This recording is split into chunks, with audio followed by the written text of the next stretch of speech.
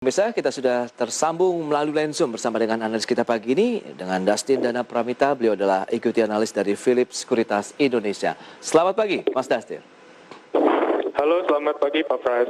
Ya, terima kasih juga atas waktu yang sudah diberikan. Langsung saja kita akan membahas begitu, menganalisis bagaimana review market global begitu dengan penantian dari The Federal Reserve yang akan melakukan meeting begitu. Sementara di sisi lain adanya laju inflasi yang menguat di Amerika yang mengindikasikan pemulihan ekonomi yang lebih cepat. Akankah memang akhirnya The Fed mengurangi stimulus untuk pembelian obligasinya atau tidak ini, Mas Dustin?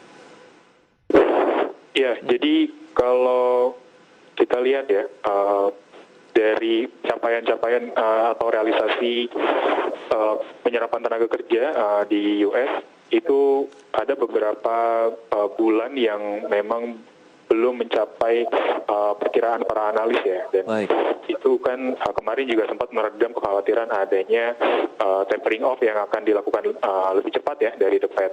Yeah. Nah, jadi kalau kami lihat sih, dari beberapa pernyataan petinggi The Fed ya, gubernur-gubernur The Fed menyatakan bahwa Amerika saat ini mungkin belum sepenuhnya berada dalam full employment. Jadi The Fed sendiri dan juga Amerika mungkin belum membutuhkan adanya tightening di kebijakan moneternya ya, seperti itu. Namun kalau kita lihat dengan adanya inflasi yang terakhir dirilis ya, yang juga kita lihat juga sama-sama meningkat ya. Tapi di sisi lain memang concern dari The Fed sendiri kan memang dari lapangan pekerjaan ya. Bagaimana tingkat penyerapan lapangan pekerjaan ini akan cepat terrealisasi gitu, dan kemudian membalikan Amerika ke dalam kondisi yang memang full employment seperti itu. Jadi kami rasa mungkin untuk setidaknya tahun ini ya, mungkin The Fed akan cenderung menahan tingkat suku bunganya ya, atau cenderung mungkin dovish untuk kebijakan moneternya. Baik. Seperti itu. Lantas bagaimana dengan respon market di dalam negeri begitu? Dengan pelemahan yang terjadi kemarin lebih kepada aksi profit taking saja sehingga membuat indeks sedikit juga mengalami tekanan. Meskipun ya kita tahu masih berada di level psikologisnya 6.000 untuk IHSG. Ya, jadi kalau kami juga melihat ya untuk IHSG saat ini memang profit taking biasa ya, karena memang secara teknikal ini ya, kalau kita bicara teknikal memang IHSG saat ini sedang menguji level-level resisten ya, mungkin di sekitaran 6.115. Dan kemudian kan untuk beberapa hari belakangan ini kan IHSG memang cenderung terkoreksi ya, namun cukup tipis saja. Jadi kalau kita lihat memang secara keseluruhan untuk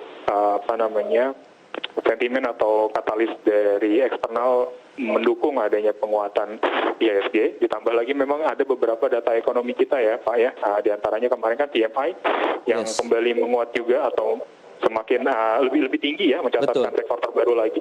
Jadi untuk katalis dalam negeri itu mendukung sih kalau menurut kami untuk adanya penguatan IHSG di bulan Juni ini. Oke. Berarti trennya akan mengalami penguatan untuk indeks harga saham gabungan.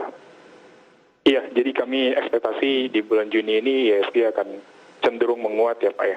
Level berapa yang mungkin akan dijajaki oleh pergerakan indeks sendiri? Apakah 6.100 itu akan menjadi satu batasan ataupun tahanan kuat untuk indeks?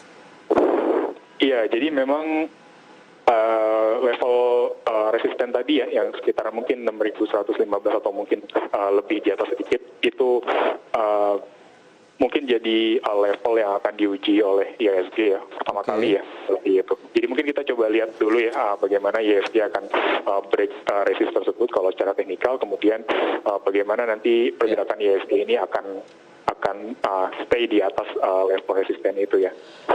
Baik, itu dia. Pergerakannya masih positif di sepanjang bulan Juni ya, prediksi dari Philips Sekuritas Indonesia, level-level 6.125 begitu untuk pergerakan indeks ini kemungkinan masih akan dijajal atau dicoba begitu ya.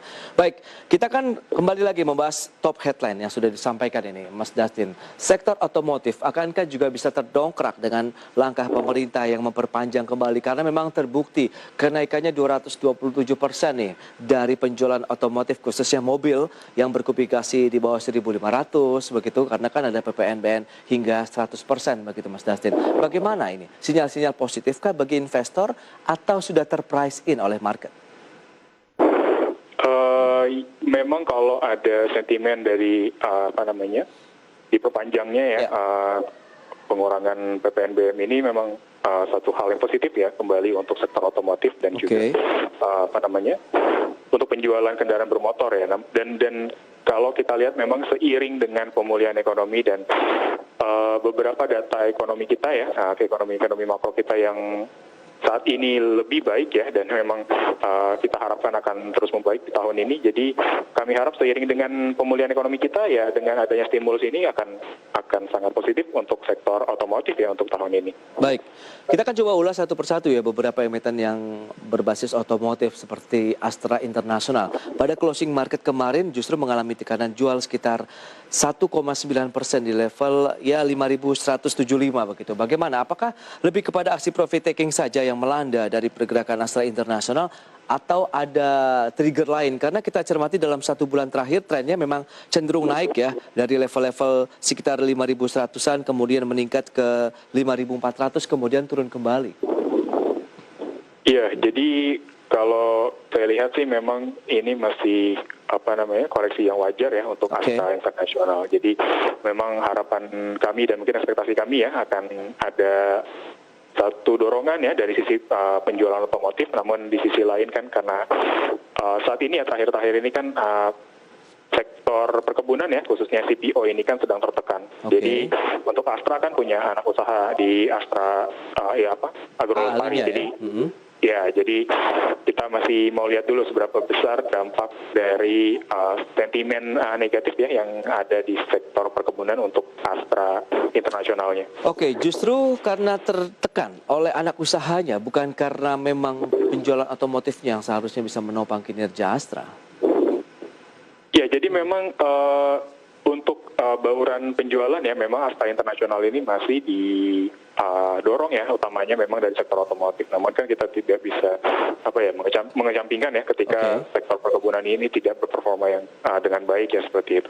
Jadi mungkin kalau menurut saya memang adanya penurunan CPO dan juga terutama CPO saat ini kan memang sangat anjlok ya kalau bisa dilihat pergerakan harga CPO di Malaysia sana. Jadi saya rasa itu bisa jadi sentimen sesaat ya, karena memang kembali lagi Astra ini punya sentimen yang positif sebenarnya di tahun ini untuk sektor otomotifnya. Baik, selengkapnya bisa Anda saksikan di layar televisi Anda infografiknya terkait dengan kinerja Astra International Tbk dengan kode saham ASII. Market cap yang mencapai 209,5 triliun dengan PE ratio 14,05 kali. Aksi beli asing justru terjadi dalam 1 pekan terakhir sebanyak 164,15 miliar rupiah. Bagaimana Anda melihat? Ada beberapa investor domestik yang sudah melakukan aksi jual, sementara asing pun ada juga yang perlahan-lahan masuk nih di sepanjang pekan ini. Ya, jadi menurut saya karena berkurangnya sentimen negatif ya dari US, dan itu juga akan berpengaruh kepada pasar emerging market dan terutama Indonesia. Jadi kami rasa memang dan kita lihat juga ya secara umum memang asing ini selalu atau mayoritas akan mencatatkan net buy ya di beberapa hari belakangan ini, atau mungkin kemarin-kemarin juga mencatatkan net buy. Jadi berkurangnya sentimen negatif dari US ya tentang kebijakan moneter ataupun nanti tapering off-nya itu mengembalikan minat asing ya untuk kembali masuk ke aset-aset berisiko tinggi ya, dan termasuk juga Indonesia. Rekomendasi yang bisa Anda berikan untuk Astra International, Mas Dustin, apa? Ya, jadi mungkin kalau Astra Internasional, saya rekomendasikan bisa beli ya untuk dicicil beli, namun kita gunakan strategi buy on weakness ya. Jadi manfaatkan adanya pelemahan-pelemahan yang terjadi. Namun kalau kita lihat di sini pelemahan untuk Astra Internasional ini masih cenderung sesaat ya. Jadi bisa dimanfaatkan untuk masuk ke saham ASI. Jadi untuk target price-nya ya, Pak Pras, mungkin bisa saya gambarkan sebentar. Kalau kita lihat dari rasio Fibonacci ya, kalau kita gunakan rasio Fibonacci ini mungkin bisa di level yang cukup moderat ya. Kalau saya rekomendasikan level-level yang cukup moderat itu mungkin di sekitaran 5.550 ya, atau mungkin nanti Astra Internasional ini punya peluang untuk kembali uji resisten dia di 5675. 5675 sampai dengan 5.550 itu target price sampai dengan akhir tahun Astra Internasional. Begitu Mas Dustin? Saya rasa bisa dibilang seperti itu ya. Namun Oke. kalau untuk pergerakan Astra ini sebenarnya ya dengan sentimen yang baik saat ini saya rasa bisa dicapai ya Oke. sebelum akhir tahun. Baik, itu dianalisis terkait dengan Astra International. Masih ada beberapa emiten berbasis otomotif lainnya, tapi ditahan dulu. Kita akan jeda sebentar, Mas Dastin dan pemirsa.